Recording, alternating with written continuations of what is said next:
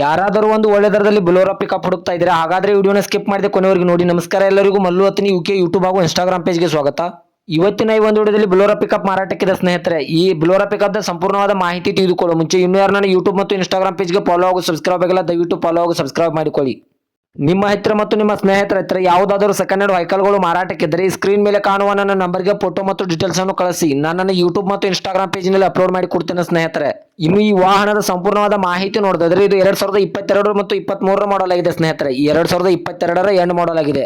ಇನ್ನು ಈ ವಾಹನವು ಒಳ್ಳೆಯ ಗುಡ್ ಕಂಡೀಷನ್ ಇದೆ. ಈ ವಾಹನದ ಇಂಜನ್ ಆಗಿರ್ಬೋದು, ಗೇರ್ ಬಾಕ್ಸ್ ಆಗಿರ್ಬೋದು ಒಳ್ಳೆಯ ಗುಡ್ ಕಂಡೀಷನ್ ಇದೆ ಸ್ನೇಹಿತರೆ. ಈ ವಾಹನಕ್ಕೆ ಸಂಬಂಧಪಟ್ಟ ಟೈರ್ ಬಟನ್ಸ್ ಕೂಡ ಒಳ್ಳೆಯ ಗುಡ್ ಕಂಡೀಷನ್ ಅಲ್ಲಿವೆ.